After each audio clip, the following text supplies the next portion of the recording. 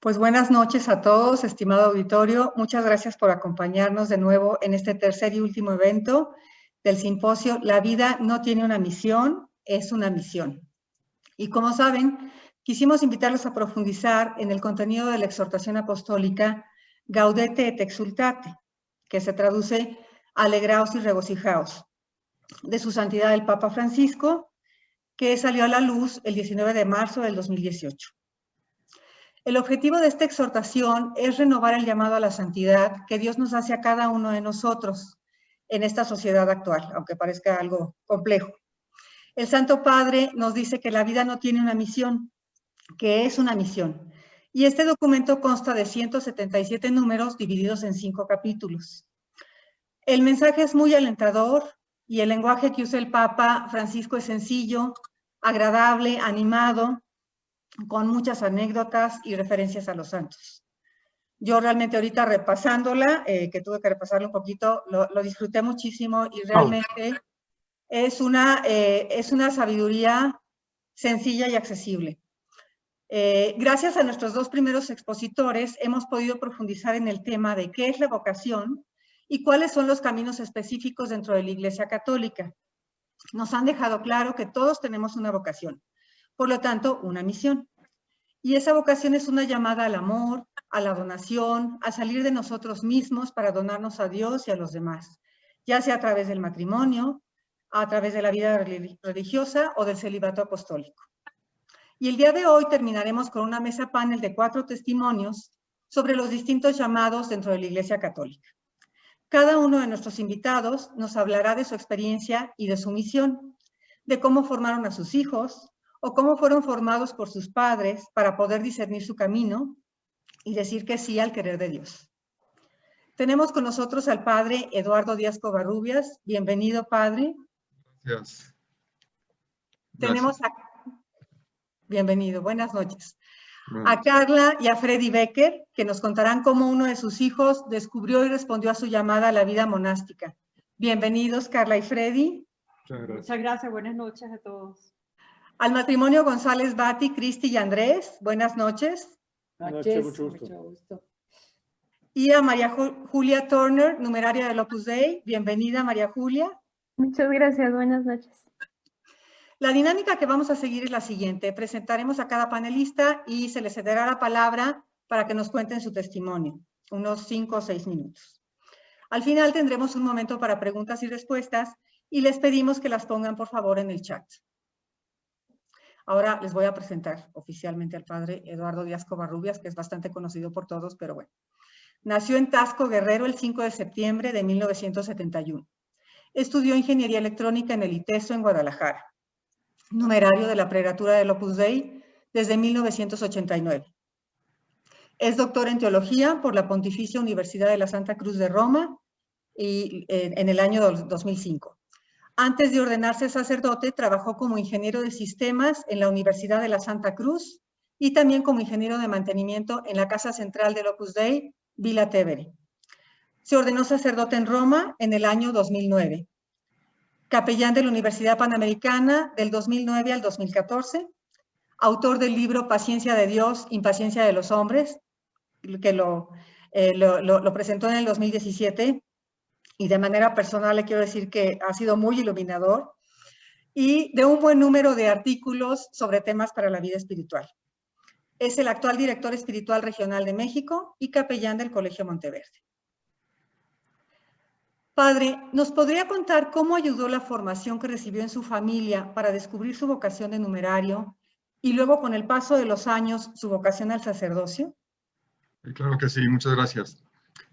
Entonces, pensando en esta pregunta, que es el tema central de nuestro panel, les quería contar, yo en realidad no conocí la obra por mis padres, por mi familia. Fui el primero que conoció el Opus Dei en mi familia. Conocí el Opus Dei por un amigo, y esto creo que también es importante, ¿no? La amistad. Además de la familia, tener amigos de verdad puede ser determinante. Después supe que mis amigos pues rezaban por mí, por mi vocación. Y bueno, yo lo que experimenté en un primer momento fue esa... Bueno, yo era un adolescente, 16, 17 años, y experimentaba esa como inquietud, ¿no? Como un vacío, un aburrimiento, yo creo, o como un deseo de hacer algo grande y de conocer más a Dios, ¿no? Eso sí, recuerdo claramente que quería conocer más a Dios. Mi familia, como les decía, no conocía el Opus Dei, ni siquiera es que fuéramos muy practicantes, era una familia católica, pero pues no demasiado practicantes, ni estábamos en grupos de oración ni nada de eso, ¿no? Ni éramos muy asiduos a la parroquia. Entonces, en ese sentido, mi caso es particular porque mi familia se acercó gracias a mi vocación. Lo que pasa es que sí veo yo, claro que influyeron ellos en que yo haya visto mi vocación y en mi respuesta. Bueno, yo al principio conocí el Opus Dei y ese mensaje que escuché desde el primer día, un amigo me invitó a un centro del Opus Dei, escuché un círculo, una charla, un numerario me explicó lo que era el Opus Dei, y cuando yo oí eso de la santidad en la vida ordinaria, que es el mensaje central de la obra, y algo resonó dentro de mí, o sea, como que uno lo experimenta, ¿no? Uno dice, aquí hay algo, esto yo, me dice algo a mí, ¿no? Personalmente, me impactó también la figura de San José María, sus escritos, me hice muy devoto de San José María. Y luego fui viendo que dentro del Opus Dei había numerarios, agregados, supernumerarios. Y bueno, yo tenía muy claro que mi deseo era casarme, era ser ingeniero. Y cuando vi que había distintos tipos de miembros en la obra, dije, pues yo, supernumerario, claramente. Estaba claro que yo iba a ser supernumerario.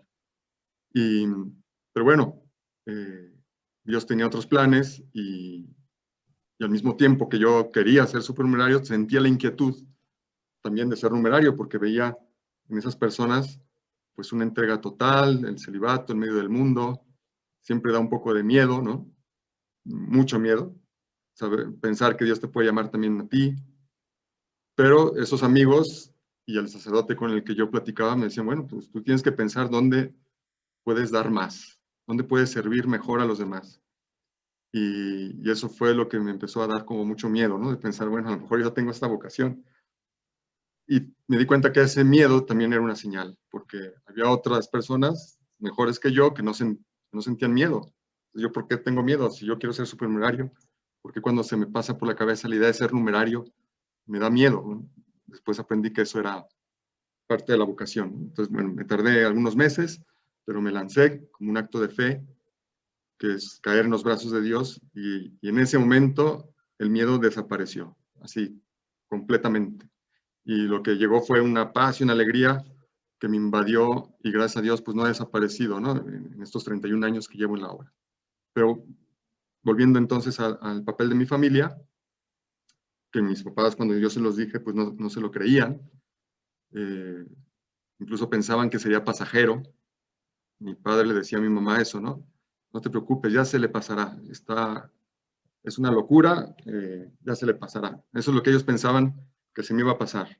Y luego se dieron cuenta en qué medida fueron ellos los que provocaron mi vocación, quizás sin saberlo, porque no es que rezaran por mí para que yo fuera numerario, ellos ni siquiera conocían el Opus Dei. Entonces, después, pasados los años, uno piensa, ¿qué fue lo que mis papás hicieron para que yo pudiera ver mi vocación?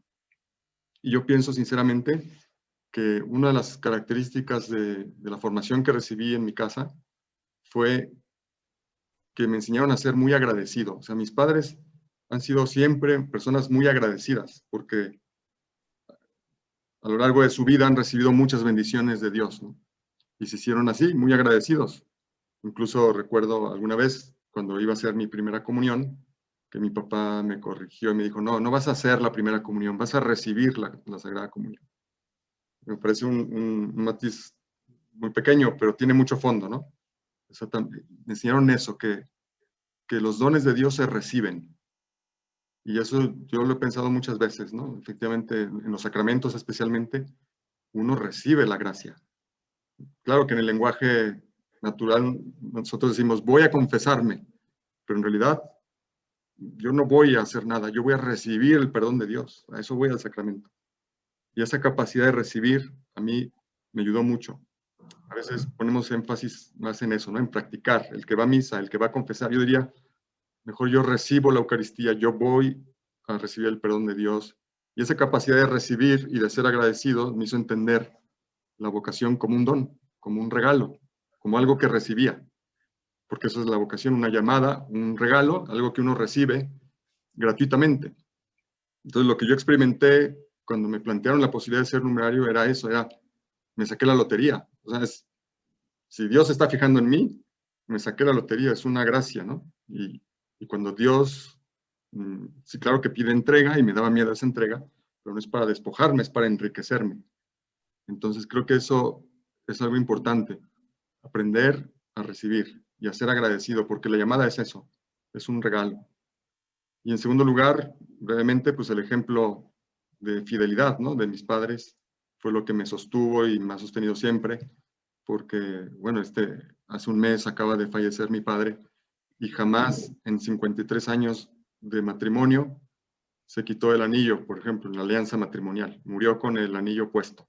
Y creo yo, sinceramente, que ese ejemplo ha sido para mí determinante. O sea, yo admiro profundamente a mis padres, sobre todo por su fidelidad, por cómo se han querido en 53 años de matrimonio. Y yo los vi siempre felices, los vi enamorados. De hecho, las amistades se metían un poco con ellos, decían, ay, ustedes siempre andan como novios, y no sé qué, ¿no? Llamaban la atención, lo que se querían. Y bueno, yo así quería ser, y yo así quiero ser, una persona feliz y enamorada, ¿no? Entonces, bueno, pues esa es la experiencia que yo tengo y lo que mis padres, pienso yo que hicieron, quizás sin saberlo así explícitamente, pero que fue lo que hicieron ellos para que yo pudiera recibir la vocación a la obra. Muchas gracias, Padre Eduardo, por sus palabras tan emotivas. Y la verdad, todo lo que dijo, pues son perlas de sabiduría, pero yo en lo particular me quedo con lo de la amistad, que también el Papa tiene otra exhortación, Christus Vivit, que habla mucho del acompañamiento a los jóvenes y de la amistad, y es maravillosa y también muy sencilla de leer, y del agradecimiento, cómo en la familia educamos en el agradecimiento, y es un paso imprescindible para estar abiertos a cualquier llamada. Claro. Muchas gracias, Padre. Todo es don, todo es don, todo es regalo. Sí. Eso, si se vive en una familia, trae muchísimos frutos. Así es. Muchas gracias. Muy bien. Y continuamos con el testimonio del hermano Santiago, monje de la Orden de los Benedictinos. Sus papás son Carla y Freddy, y le cedemos la palabra a su mamá para que nos presente a su hijo. Sí, bueno, buenas noches otra vez a todos. Voy a hacer una pequeña reseña del hermano Santiago. Bueno, nace en Caracas, Venezuela, el 26 de febrero de 1993, hace 27 años. A los 11 años de edad, en el año 2004, se muda con nosotros, sus hermanos Arián y Philip, hacia el Medio Oriente. Sobre todo primero en Omán y después en Dubái, donde él terminó sus estudios de prepa o high school en el año 2011. Ese mismo año, en el año 2011, ingresa en la Universidad de Stanford, California, en Estados Unidos, donde se gradúa en diciembre de 2015 en literatura comparativa y en ingeniería de materiales. Al culminar la universidad es cuando él siente un llamado vocacional y después de 2 años de discernimiento, los cuales mayormente pasa en Caracas con su abuela y la otra parte aquí en México con nosotros, y siente definitivamente el llamado a la vida monástica. Para el 5 de marzo del 2018 es admitido en el monasterio benedictino de Nuestra Señora de la Soledad en Guanajuato, donde actualmente es novicio y recibe el nombre de Hermano Santiago. Y tenemos un video, creo, ¿no? Sí, no sé. Sí. Muchas gracias, Carla. Ahora vamos a pasar al video que nos manda el hermano Santiago para transmitir a ustedes algo de lo que él vive en su entrega a Dios dentro del monasterio. Les comparto desde mi breve experiencia como principiante en el camino monástico dentro de la tradición benedictina, mi vivencia y entendimiento de la vocación. Ante todo, la vocación es un misterio, una realidad profunda que se revela en la medida en que se acoge, en la medida en que se vive. Todos compartimos la vocación universal a vivir en el amor, que es Dios, y dentro de la vocación universal, cada uno recibe su llamada particular, su llamada a vivir en el amor de una manera específica, de una manera personal y única. Para mí fue el dejarse llevar de la mano de la vida, de la mano de mis padres, a la puerta del monasterio benedictino de Nuestra Señora de la Soledad, en Guanajuato, México. La llamada, más que un descubrimiento, es un dejarse descubrir, un dejarse encontrar por Dios en la totalidad de nuestro ser. Abrirse al misterio de la propia vocación es sin duda un golpe de gracia que se da en el momento oportuno y que hace aflorar todos los elementos necesarios para que la vida engendre sus frutos. Cuando nos adentramos a descubrirnos ante Dios, descubrimos en nosotros mismos anhelos hondos que nos interpelan a buscar exteriormente lo que experimentamos en nuestro interior. Anhelos hondos de silencio y de oración solo pueden ser saciados con silencio y oración. En el monasterio, sin yo esperarlo, esos anhelos de oración y silencio se fueron cumpliendo, intensificando y centrando en Cristo. ¿Y qué es la oración? ¿Qué es el silencio? La oración es nuestra manera de relacionarnos con el misterio de amor que es Dios, y cada persona es su propia oración. Dentro de la revelación cristiana se nos ha dado a conocer que Dios es una relación de amor entre tres personas divinas, Padre, Hijo y Espíritu Santo. Es importante reconocer que Dios es una familia para poder así adentrarnos en la realidad de que somos llamados a participar del amor divino. Somos llamados a formar parte de la familia que es Dios y así vivir en plenitud nuestra existencia. La oración es así la plegaria personal de cada ser humano que de una u otra manera se relaciona con Dios. Podemos alabar a Dios por su bondad o incluso ignorarlo y olvidarlo, y aún la ignorancia y el olvido son su propia oración. La oración es nuestra conciencia de Dios y como puede ser absoluta, también puede ser nula. En la oración somos llamados a despertar a Dios, que es el origen del ser. Yo soy el que soy, le revela Moisés desde la zarza ardiente. Y como fundamento de todo lo que es, lo podemos encontrar en todo. Lo único que nos pide es que lo amemos con todo nuestro corazón, con todo nuestro ser y con todas nuestras fuerzas, y que a su vez amemos al prójimo como a nosotros mismos. Y así volvemos a la familia que es Dios, la familia que es la humanidad, la familia nuclear por la cual nacemos a este mundo y la familia de una comunidad. La familia es en sí un taller donde se aprende y modelan toda clase de actitudes, disposiciones y condiciones para con el amor. En la medida en que una familia logra amar plenamente, la imagen y semejanza de Dios en el hombre se restaura. La familia es la relación que nos puede abrir o cerrar al gran misterio del amor de Dios. Por eso la familia es el taller donde también se cubre o descubre la llamada particular de cada uno. Es la familia la que sostiene, alienta, reta y reconoce los anhelos profundos del amor manifestados en cada uno de sus miembros. La familia es el seno donde se gesta la realización del hombre y donde se nutre su vocación particular. La familia alcanza su propia plenitud asemejándose a Dios en el amor. Y termino con el silencio. ¿Qué tanto se puede decir sobre el silencio? El silencio pacifica nuestras mentes, pacifica nuestro ser y nos permite escuchar la suave brisa, el murmullo del viento en el cual Dios se manifiesta. El silencio nos abre a la escucha permanente de la llamada divina que nos invita a recibir la realidad con gratitud.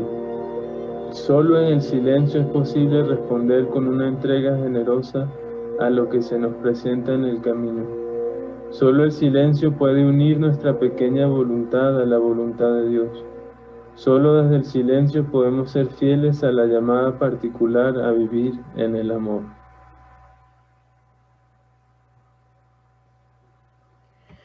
Carla y Freddy, estamos muy emocionados junto con ustedes al escuchar el testimonio de su hijo.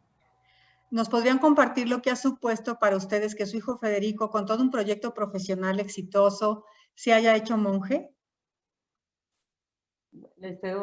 No, bueno, ha sido un camino de amor y gracia, como lo decía el padre Eduardo.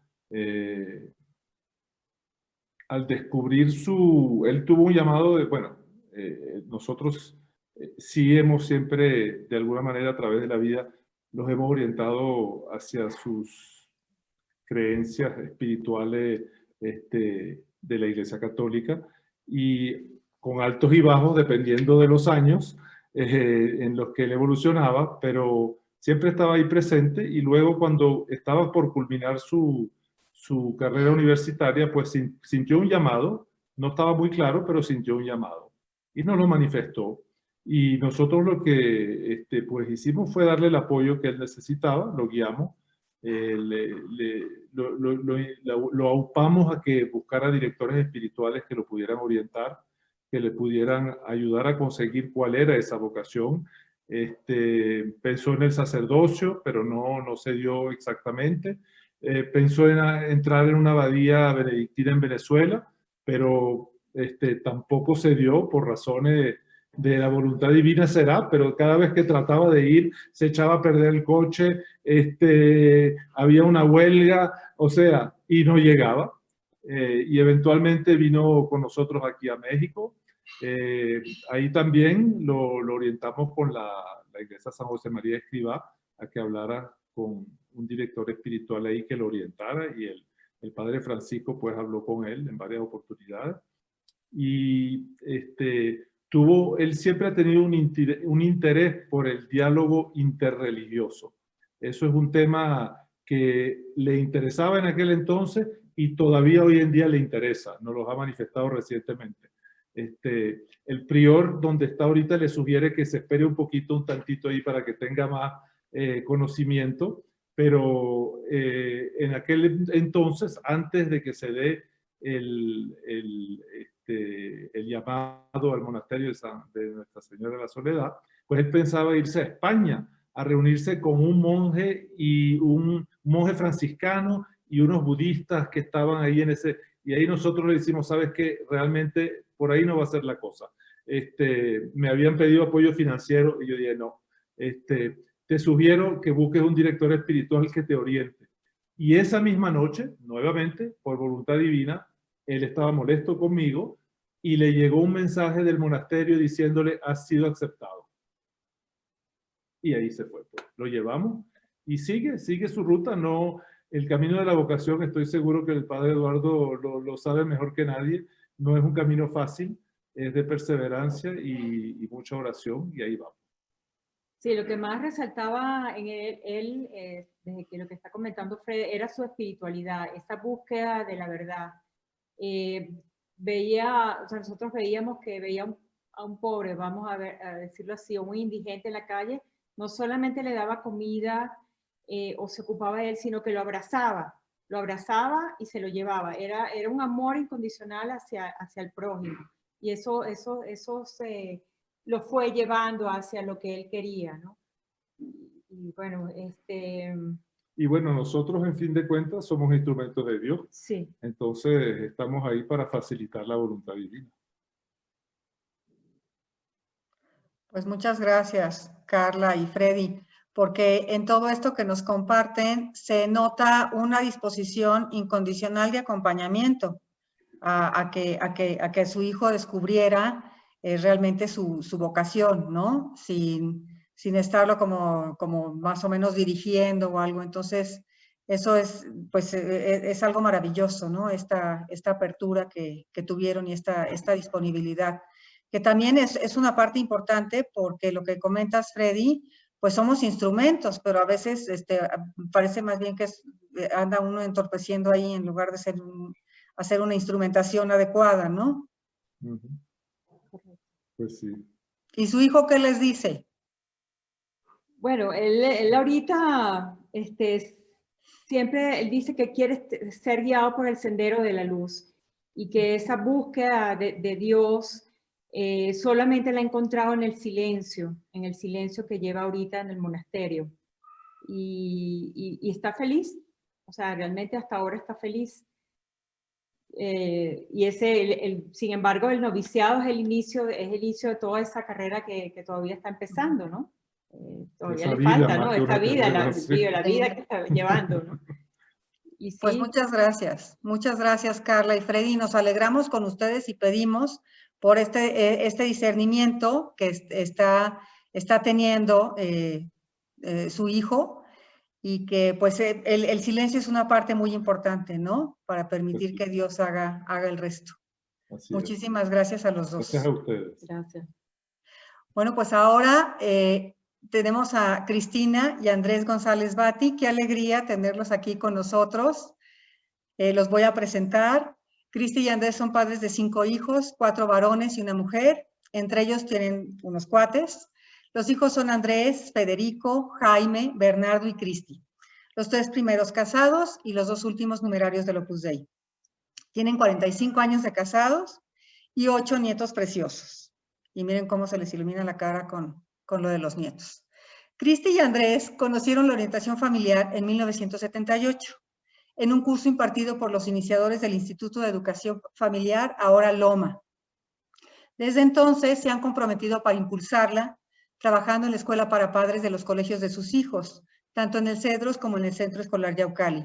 Han dirigido y participado cursos organizados por la Universidad de Navarra, la Universidad Panamericana, diversas empresas y varios institutos más en esta ciudad y en diferentes estados del país. Y también algunos organizados por ellos mismos. Cristi y Andrés, cuéntenos cuál ha sido su experiencia en relación a la orientación familiar. ¿Qué aportó a su proyecto matrimonial y familiar?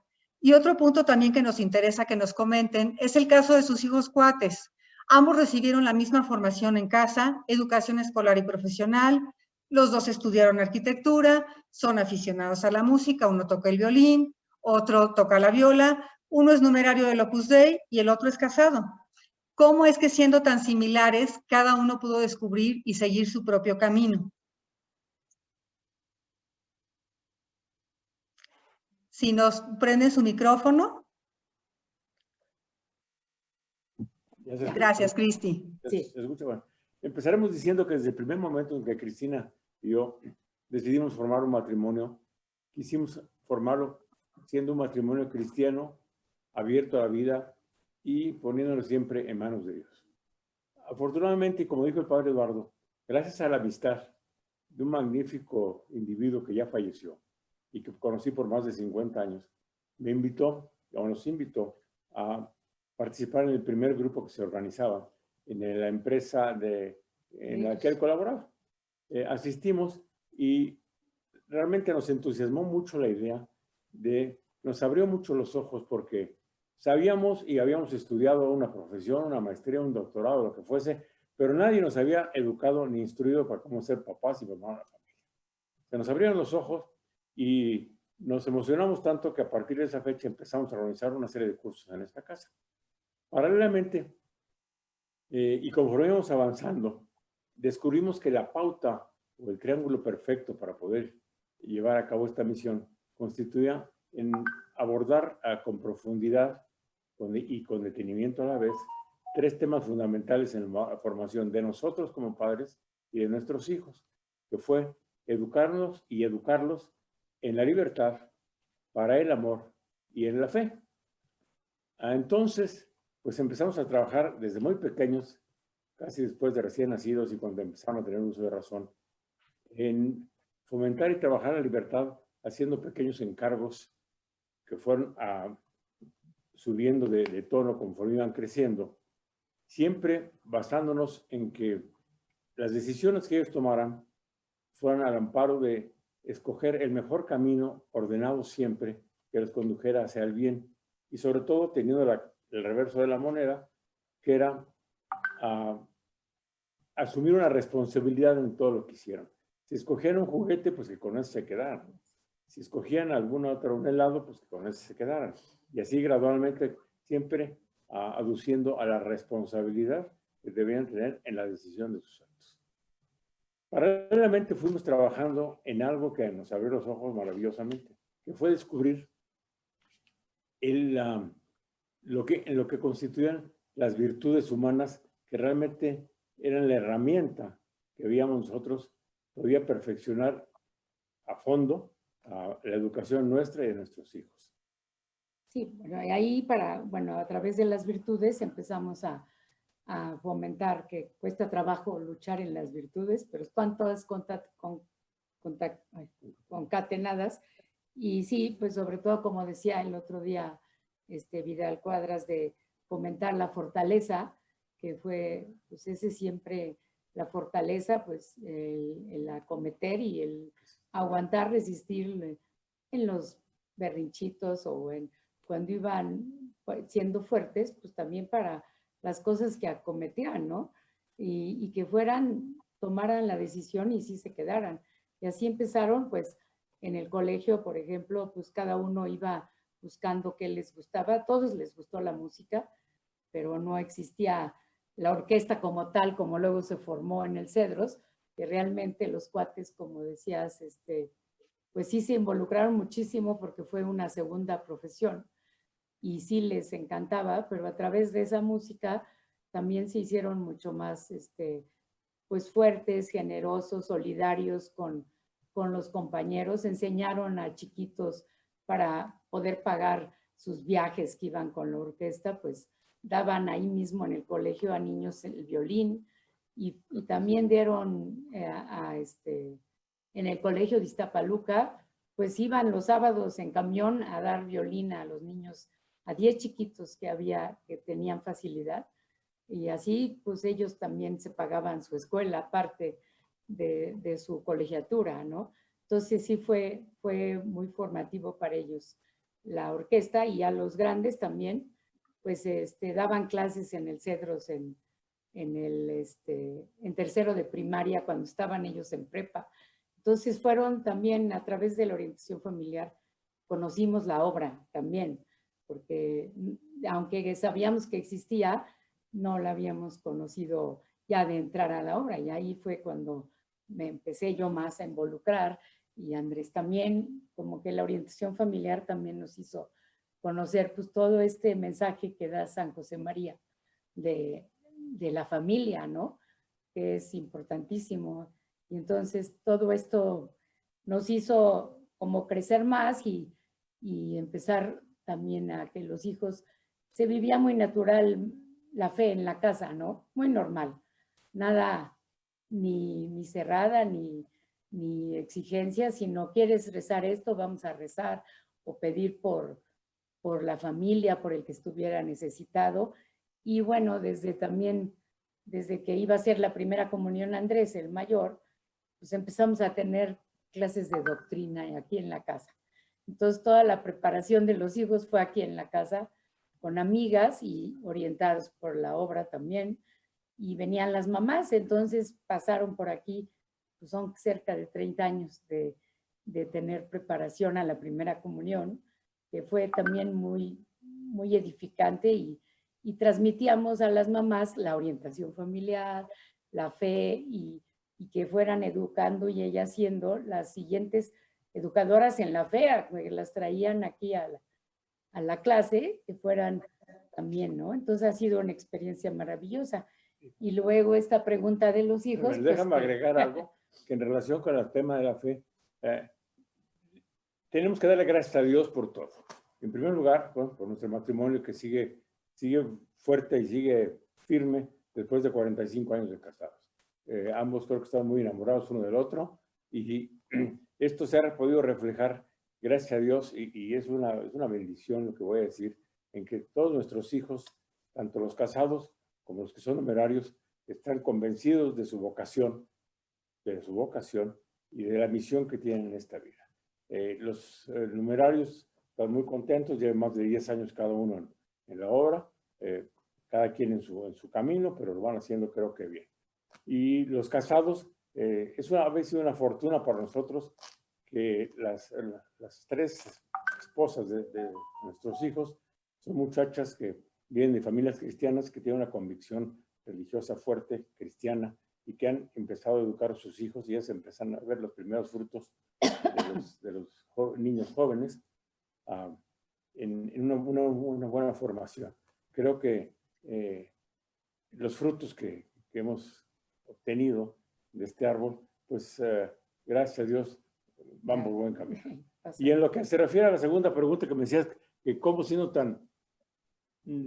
cuates gemelos, pues cuates vitelinos, teniendo las mismas aficiones, música, estudiando la misma profesión de arquitectura, participando en muchas actividades en conjunto, tienen destinos o profesionales y vocacionales tan distintos, pues creo que la respuesta está dada en buena parte en la primera comentario que hicimos sobre el conocimiento de la educación familiar o family enrichment.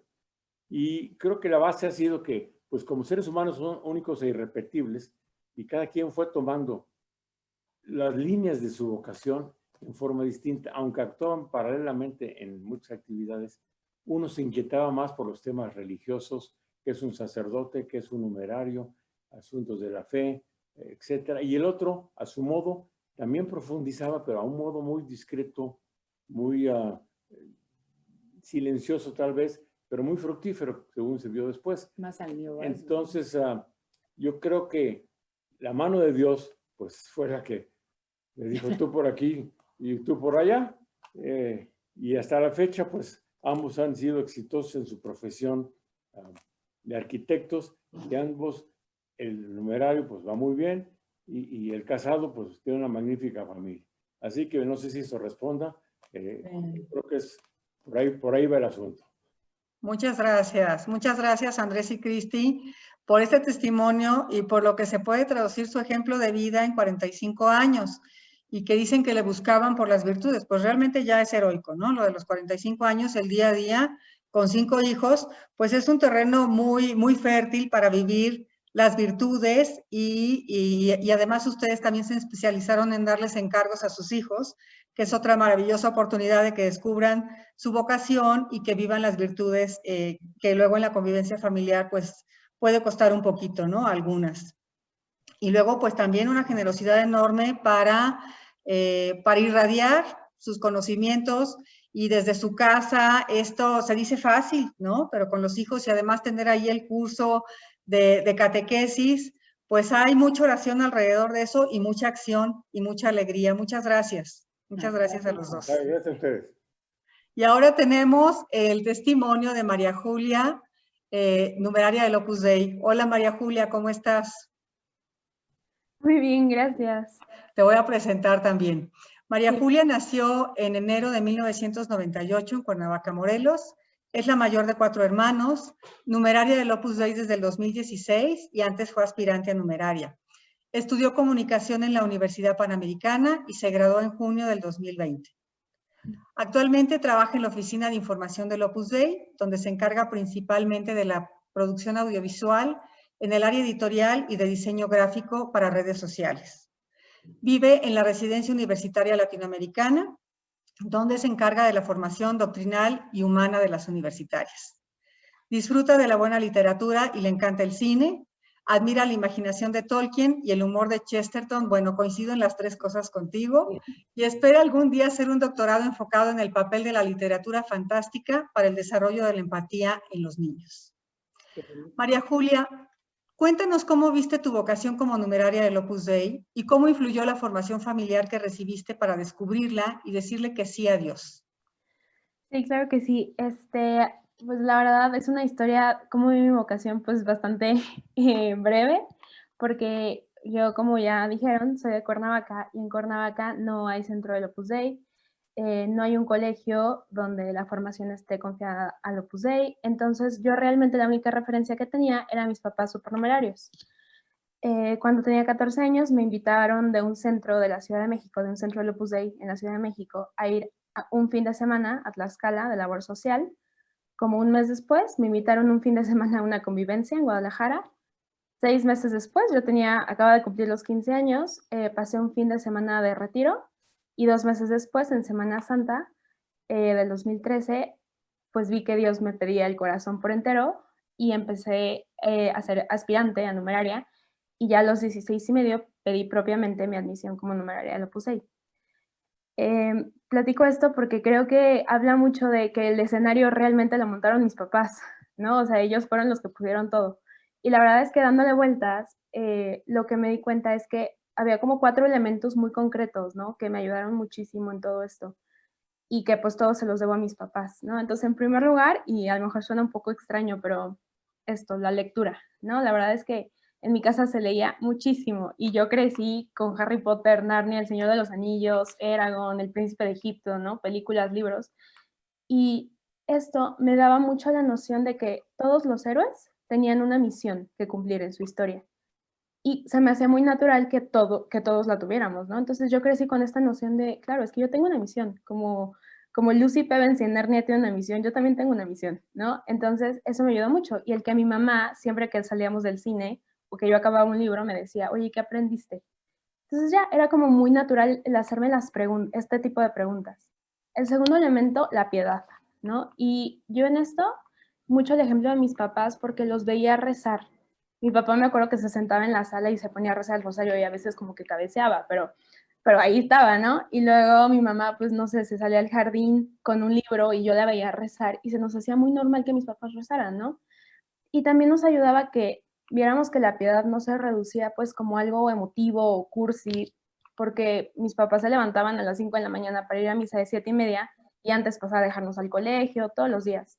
Entonces sabíamos que les costaba, sabíamos que estaban cansados y eso nos ayudaba, ¿no? A darnos cuenta de que no solo rezas cuando se siente bonito, ¿no? Sino que es algo mucho más grande. El tercer elemento que yo les agradezco mucho fue el tema de la sobriedad. Me acuerdo que nos daban poquito dinero para gastar, ¿no? En el colegio nos daban 10 pesos los viernes y nos emocionábamos por nuestros 10 pesos los viernes, ¿no? Porque era pues el día más esperado de la semana para comprar en la cafetería algo, un dulce, ¿no? O por ejemplo, pues tampoco es que fuéramos de compras, ¿no? O sea, no hacíamos de que fin de semana de shopping, no, realmente era cuando necesitábamos algo, se compraba, ¿no? O luego el típico, bueno, ¿no? O sea, nos pasábamos los uniformes, los libros los cuidábamos para que le tocara el que seguía, ¿no? A los hermanos.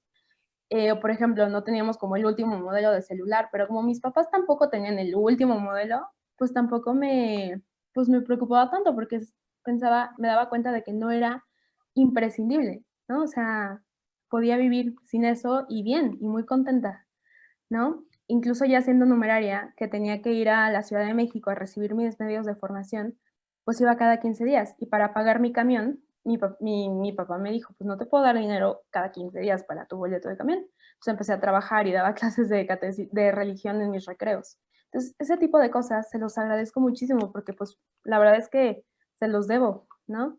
Y el cuarto elemento, la donación, ¿no? O sea, mis papás rara vez nos aplaudían el tema de sacar buenas calificaciones o, no sé, como méritos personales. Como que nos decían, eso es parte de su responsabilidad, ¿no? Más bien nos hacían mucho hincapié en darnos al otro. Entonces, cosas que recuerdo que mi mamá me decía, qué bueno que hiciste esto porque fuiste una buena hermana. Qué bueno que ayudaste al chiquito en esto, ¿no? O a tu hermana en esto.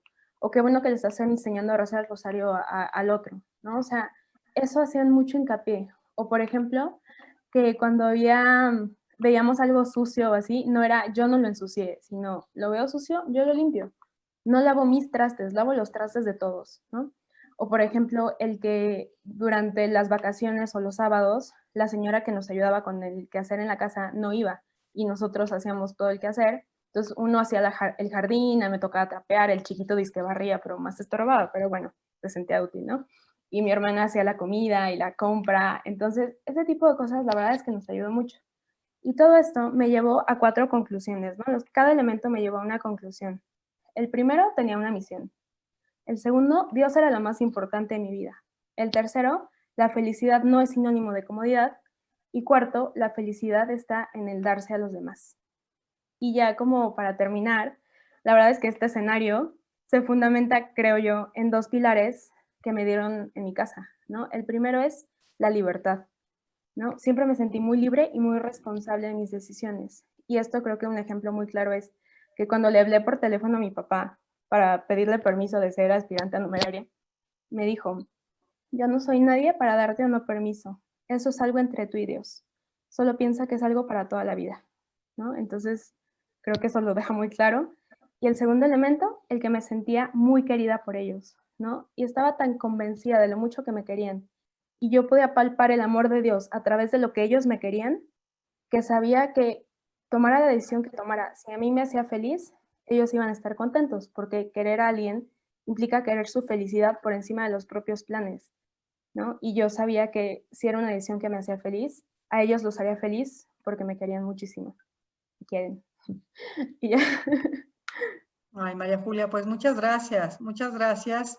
Y qué interesante la vinculación que haces con la literatura y los héroes y su misión, y cómo observaste a tus papás viviendo normas sencillas pero cotidianas y perseverantes de piedad, cómo validas que te educaron en la participación y en el agradecimiento, ¿no? Y en una vida sencilla, y que eso pues te ayuda a ser agradecido y a ver en todo pues las bondades de cada día y las cosas buenas, ¿no? Y bueno, una vez más se habla como los matrimonios que aquí nos han compartido también sus experiencias, se habla de que tus papás estuvieron muy abiertos, ¿no? A tu vocación, ¿no? Sí, impresionante. Eso, pues, De hecho, yo cuando les marqué pensé que los iba a sorprender, ¿no? De que seguro ni se lo esperan, porque fueron tan delicados en la libertad que nunca me hablaron del Opus Dei. O sea, digo, no fuera de lo natural, pero nunca. sí. Entonces, claro que ellos llevaban rezando por eso muchísimo No, tiempo, bueno, sí. pero nunca lo, ¿saben? O sea, eso era lo impresionante. Qué maravilla. Pues muchísimas gracias, María Julia. Y bueno, pues ya con esto pasamos al momento de las preguntas. Vamos a ver en el chat, a la última vez no había preguntas. Para que se animen a preguntar, yo tengo una pregunta para usted, Padre Eduardo. Por lo que entendemos, usted ha recibido 2 vocaciones, una como numerario y otra como sacerdote. ¿Cómo es posible unir las dos? Sí, efectivamente, unos años, 20 años después de haber pedido la admisión como numerario, recibí la llamada a ser sacerdote. Y bueno, uno vuelve a experimentar un poquito esa sensación de vértigo, pues porque el sacerdocio es un don enorme, una gran responsabilidad. Llevo 11 años de sacerdote y lo volvería a hacer, claro que sí. Pues, ¿cómo se compagina? Es que cuando uno se decide entregar su vida a Dios, como me pasó a mí a los 17 años, como numerario, sabía que existía esa posibilidad, ¿no?, de ser sacerdote en un futuro, pero no la vi para mí en ese momento. O sea, yo quería ser numerario, vivir en medio del mundo entregado a Dios, ser ingeniero. Y fue una llamada, la del sacerdocio, como una segunda vocación, efectivamente, porque cuando respondemos que sí a Dios, como que entramos a formar parte de una aventura tipo Tolkien, ¿no? O sea, yo me hice numerario porque me parecía que el proyecto en el que estaban metidos esos jóvenes era algo apasionante. O sea, llevar el mensaje de la santidad en medio del mundo a todo el mundo y cristianizar la sociedad. O sea, era un proyecto que merecía entregar la vida, como lo había visto, ¿no? Entonces, tú entras a formar parte de una aventura y en esa aventura pues van sucediendo cosas inesperadas. Entonces Dios nos va sorprendiendo, ¿no? Nos va llevando por caminos que al principio pues ni siquiera lo sospechas. Lo importante es, al responder a Dios, es confiar en lo que vendrá, porque la llamada efectivamente se da en un momento culmen de la vida, pero luego a lo largo de la vida te sigue llamando, te sigue mostrando caminos que antes ni siquiera te imaginabas, ¿no?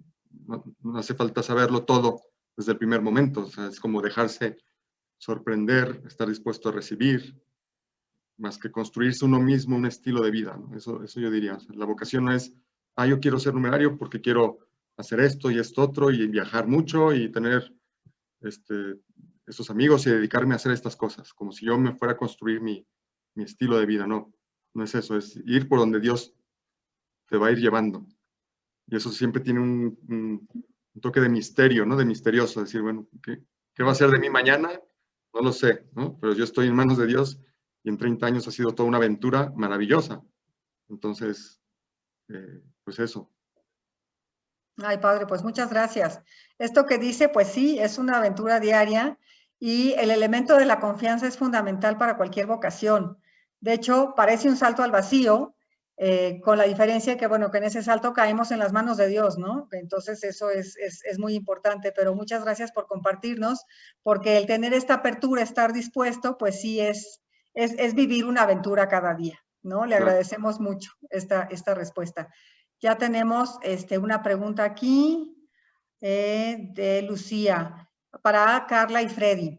¿Les costó asumir la decisión de su hijo de irse de monje? Eso implica no tenerlo cerca físicamente y bueno, pues igual, digo, no es que uno haga castillos ahí ni nada, pero pues ya con un hijo con una carrera tan completa y todo, esa es la pregunta de Lucía. Y luego hay una de Dani. Perdón, Dani, leí primero la de Lucía, no vi la tuya. Ahorita pasamos a la tuya. Adelante. Yo creo que nosotros teníamos claro darle ese apoyo incondicional y como dijo Julia, también la libertad. Entonces, en ese momento que él decide irse al monasterio, le dimos un apoyo incondicional. Por supuesto que fue difícil, porque al principio no podíamos hablar con él, ¿no? Estaba en la parte, pues, cuando entran que no hay comunicación. Y todavía no hay comunicación. La única manera de comunicarme es que yo llame al monasterio o que Freddy llame al monasterio y que nos atiendan para poder decirle cómo estás, cómo te sientes y pues decirle cualquier noticia que exista en la familia, que haya pasado. Pero sí, fue difícil. La verdad que no es fácil separarse así pues, de esa manera, ¿no? Pero bueno, pero en manos de Dios y el apoyo total, siempre con su libertad. Yo diría que desde mi punto de vista, los hijos no son de uno, los hijos son prestados por un tiempito y luego ellos se van. Entonces, yo ya tenía claro que, tengo claro que mis 3 hijos se han ido, pues casi. Todavía me queda el más joven, pero se irá eventualmente dentro de poco. Entonces, eso no fue tan difícil. Y hay una dicha, además, detrás de esa ida. Y es que hemos adquirido como entre 7 y 10 hijos nuevos. Porque, por ejemplo, si se nos ocurre, oye, Federico, el hermano Santiago de repente necesita unas botas. Ah, pero no es el hermano Santiago, es toda la comunidad, porque si uno le lleva a uno, tiene que llevarle a todos, ellos comparten todo. Entonces nos cambia la perspectiva, en realidad hemos adquirido más familia en vez de perder familia. Pues qué bonita perspectiva. Muchas gracias por compartirla. Y ahora viene una pregunta de Dani. ¿Qué se puede hacer si tus padres no entienden tu vocación o no te dan ese apoyo? La hace al aire un poco, pero bueno, el que se quiera lanzar a contestar. Que es difícil, ¿eh? Yo sugeriría orar Okay. como primer recurso, ¿no? Porque en la oración está la solución de lo que te pueda querer decir el Señor, y pues quizás el momento no es el momento adecuado para una decisión y hay que esperar un poco, pero orando se llega al cielo. Y no desanimarse, siempre perseverar en lo que quieres, ¿no? O sea, con la oración, no desanimarse. No desanimarse. Luego, pues esto de orar, extenderlo a orar por tus papás, ¿verdad? También para que Dios los ilumine y estas cosas. Padre Eduardo, Cristi. La experiencia que les conté, que mis papás al principio no entendían y pensaban que era una locura. Okay. Pero como los papás quieren ver a sus hijos felices, yo creo que es la mejor manera, más que convencerlos o forzar la situación. Si te ven contento, si te ven identificado con lo que haces, van cediendo, ¿no? Porque es lo que les interesa realmente. Que seas feliz, y quizá pueda haber un temorcillo ahí en algunos papás. Decir, bueno, y si luego no es lo suyo, ¿qué va a pasar? Entonces, darles esa seguridad, ¿no? A los padres, si uno realmente está contento con lo que hace, pues que te vean contento, y así es como yo también lo vi. O sea, unos años después mis padres conocieron la obra, mi papá pidió la admisión a los 70 y tantos años a la obra, y todo, digo, pues sí, es una experiencia común, yo creo, al menos dentro del Opus Dei yo lo he visto muchas veces. Papás que al principio están un poco así distanciados o no entienden muy bien la vocación de sus hijos y acaban ellos sintiéndose absolutamente identificados, porque la gracia de la vocación también influye en ellos, no es solamente una vocación personal. Muchas gracias, Padre. Muchas gracias por las respuestas. Y bueno, pues vamos a orar por ti, Dani, ¿sí? Y por toda la familia. Hay otra pregunta de Mache para el matrimonio González Bati. ¿Cómo se prepara un hijo para el matrimonio? Si nos pueden prender su micrófono. Qué buena Gracias. pregunta. Pues yo creo que desde pequeño, haciéndole ver que toda en la vida tiene una misión en la cual, en el ejercicio de su libertad, que es la que interesa mucho que ejerciten, lleva una responsabilidad de escoger, de elegir. La libertad siempre es elegir. Y si han elegido desde jóvenes, si están apuntando hacia una carrera matrimonial, pues yo creo que hay que facilitarles el camino. Facilitarles el camino, que conozcan gente, jóvenes, noviazgo, adolescentes, gente buena. Por eso yo insistía mucho en que los amigos de los hijos finalmente son nuestros amigos. Traer gente en casa, conocer gente buena, niños y niñas, que conozcan donde es materia prima buena. Y a la vez, pues está rezándole mucho a Dios porque conforme vaya avanzando en la etapa, pues puedan encontrar realmente a la persona con la que vayan a ser feliz. Yo me acuerdo mucho del libro del Papa Juan Pablo de del libro de la familia. Donde habla de cuando son jóvenes y le pide Andrés a Teresa, le hace una pregunta. El taller del orfebre, ya se los recomiendo. Cuando le hace una pregunta, ¿quieres ser la compañera de mi vida? A ese punto tienen que llegar súper bien convencidos de que la mujer a la que le están haciendo esa pregunta y la mujer que tiene que responder esa pregunta, si es sí, es un sí para siempre, con todos los problemas, alegrías y complicaciones que pueda tener un matrimonio. Tendrán que prepararse desde antes, en esto insistimos mucho, preparar a los novios en lo que es el matrimonio. Actualmente hay déjame utilizar la palabra, tronadero, reventadero de matrimonios, según nos platican diversos sacerdotes a cargo de diversas parroquias. ¿Por qué? Porque no saben lo que es el matrimonio. Entonces, pues, por ahí va la cosa. No sé si eso responde a la pregunta, sí, pero yo diría eso. ¿Tú quieres decir algo, Cristina? Pues ya, yo creo que ya. Muchas gracias, Andrés y Cristi. Muchas gracias, muy completo. También hay un agradecimiento de Norma Ascona por compartir sus experiencias y sobre todo a los matrimonios por compartirlo. Educar en libertad son un gran ejemplo. Luego viene una pregunta de Cuca, ¿por qué cuesta tanto a los papás en la decisión de los hijos de vivir el celibato apostólico? Que bueno, igual es a algunos papás, me parece un poco general, pero bueno, a algunos les puede costar. Pues sí, bueno, cuesta, no creas, hay sentimientos encontrados. No creas que es fácil decir, como son más chicos, sí decide uno que hay libertad y escogen. Pero lo natural es que digan, me voy a casar, es lo natural. Cuando hay una vocación al celibato, pues de principio dices, ¿estás seguro? No estás forzado, ¿qué has pensado? ¿Por qué lo piensas? Siempre el sentimiento que da, bueno, de mamá y papá, yo creo también, quieres lo mejor, pero sí da como una cosa de sentimientos encontrados de Sí. si es su vocación, que sea para siempre, y luego, pues, no es lo común, ¿no? Pero qué bonito, luego vas viendo que sí es lo que quieren y que sí lo decidieron por ellos mismos. Eso es muy importante, ¿no? Muchas gracias, Cristi. Muchas gracias.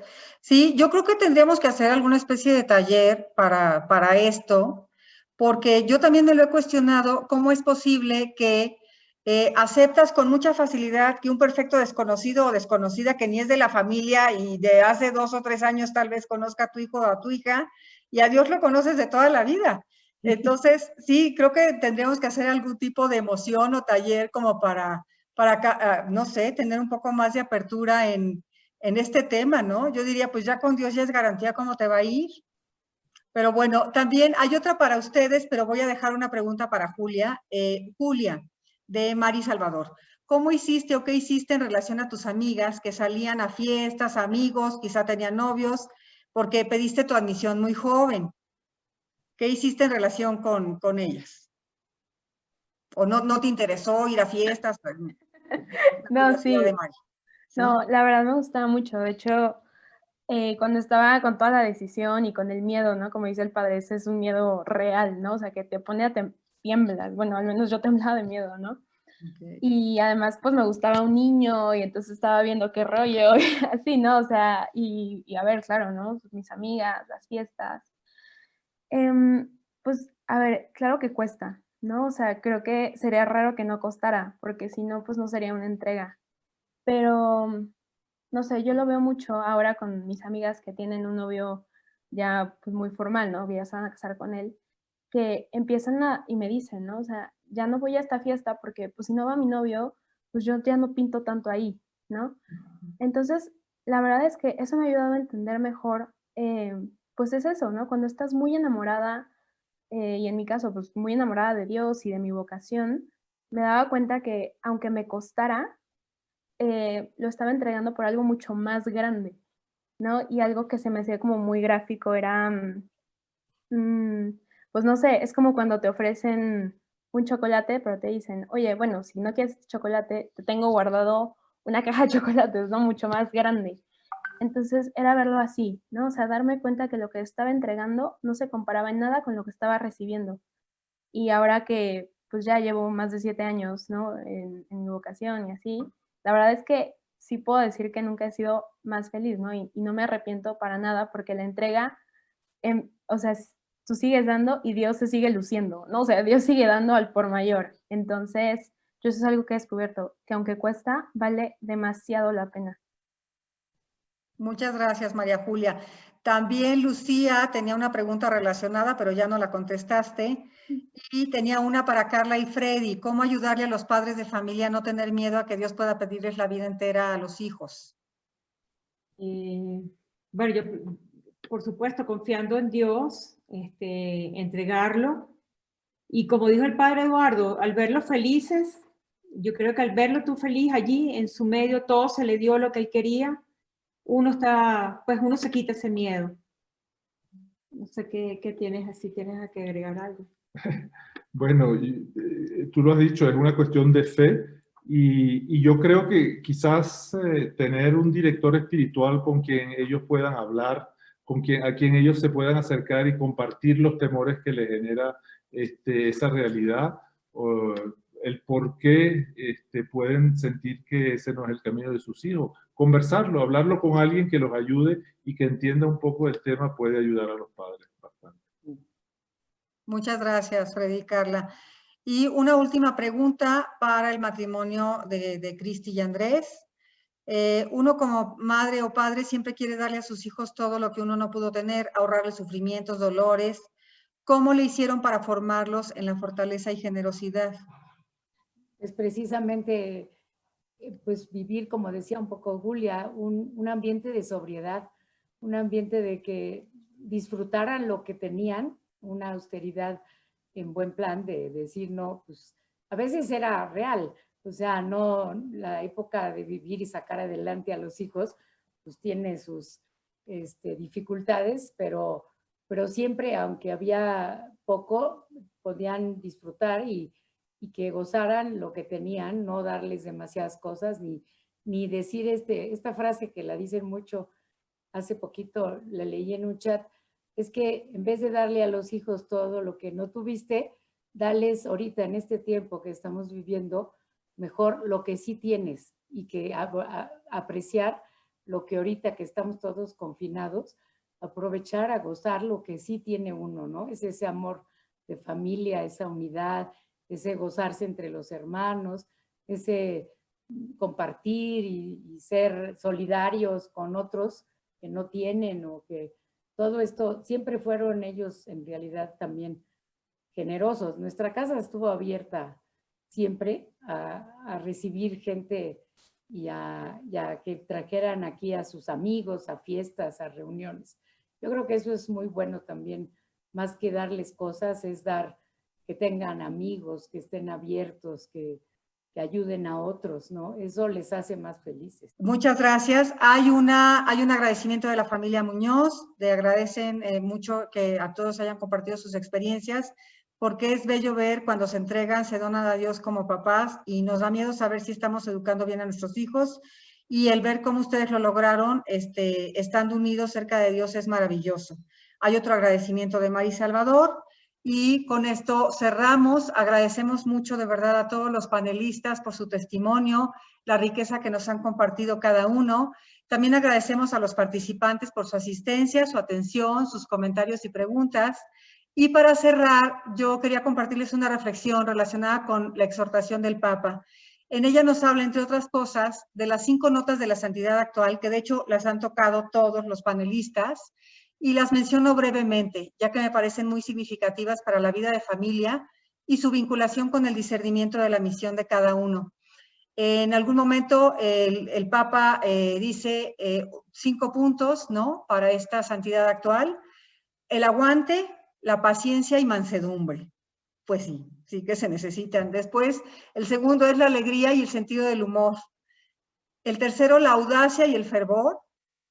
El cuarto, la comunidad y los pequeños detalles, como en familia y en esta vida de comunidad, mucho se favorece con el discernimiento al camino de cada uno con estos pequeños detalles, con este acompañamiento personalizado a cada miembro de la familia.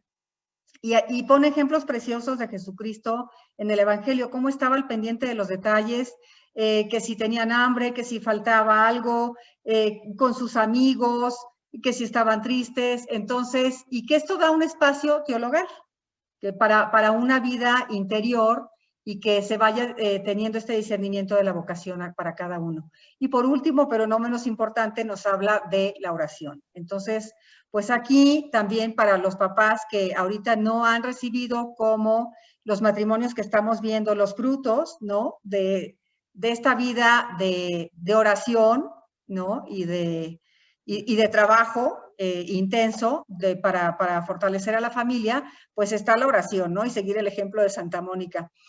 Esto no agota, estas 5 recomendaciones no agotan el camino a la santidad en el mundo actual, pero sí es una invitación muy viva y vibrante para que lo practiquemos en nuestra familia, y de esta manera seamos instrumentos para facilitar el discernimiento de la misión de cada hijo y confiar en que Dios hará el resto, ¿no?